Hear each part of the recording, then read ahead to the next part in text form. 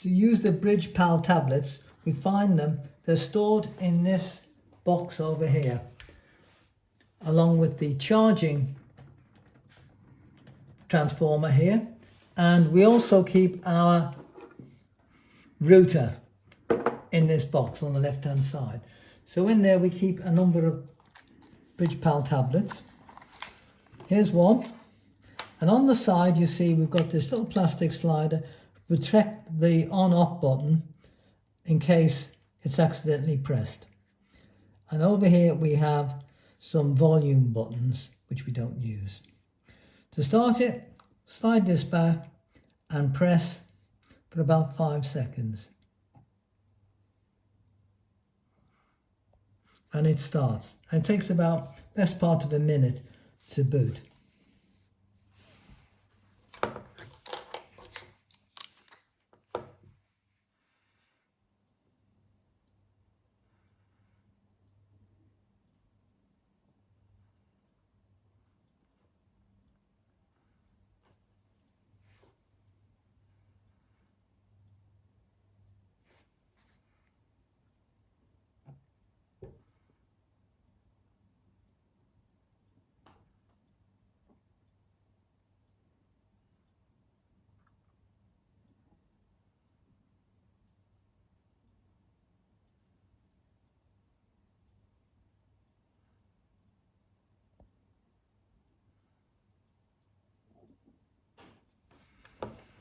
Okay, it's ready to go.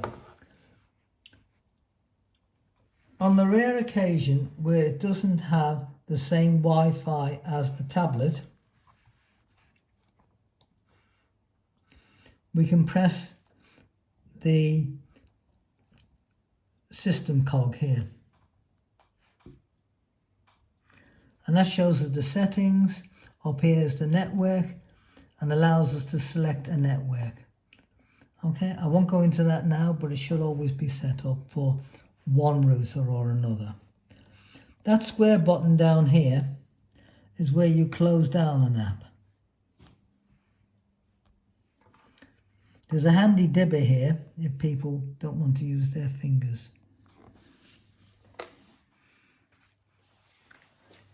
So the main thing is here, we want to select the BridgePal app.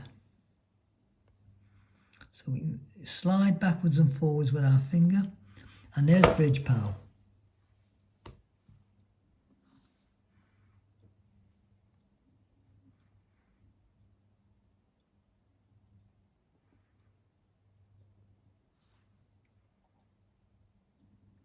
And there it is connected to the Bridge server on the laptop.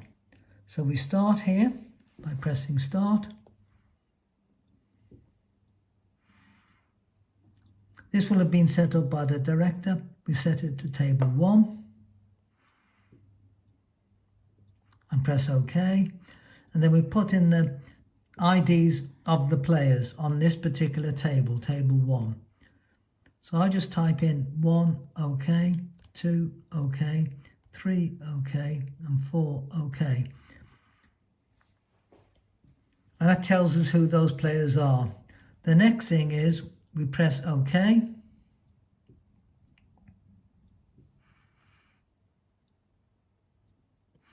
And it tells us that we're playing boards 1, 2, and 3. Press OK.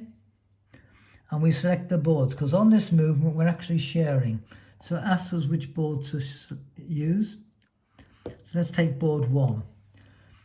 Okay, now we have the bidding and we end up with a contract. Let's say this is 5, no trumps, doubled by South. And the lead was the 9 of clubs. Okay, and then we play the game. And once it's finished, we put in the number of tricks that were made. On this one, we found that 13 tricks were made. And we say, OK. And that tells us the score. And that's passed to our player, usually the opponent on the left-hand side of north. So that'll probably be east. And they can either accept it or cancel it. let's say if it's cancelled, they have to do the information again. But let's say they accept it, and it shows us what other players have found on that particular board.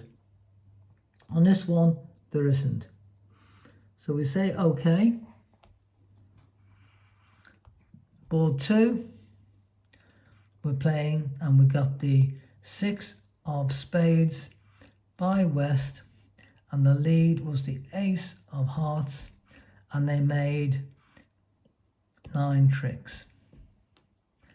And that's passed over to East, or it could be West, whatever's decided, and they can either cancel it and put in the correct details, or we accept it. Say OK. Then the last board we're playing, and we've got the 2 of diamonds by North, and the lead was the 5 of diamonds, and the number of tricks made were 9. OK, and that's accepted. And then we compare it with anyone else who's played on that, and we OK it. Now that tells us that table 1 is now a sit out, and the East-West goes to table 4 as East-West, and the boards 1 to 3 go anti-clockwise to table 5. They can only go when their shared table, which is table 2, is finished.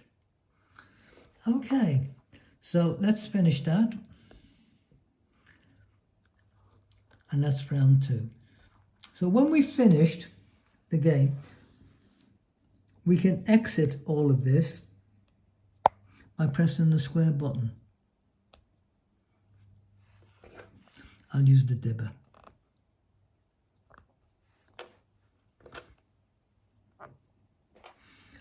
And that, at the end of all the rounds, that is now finished.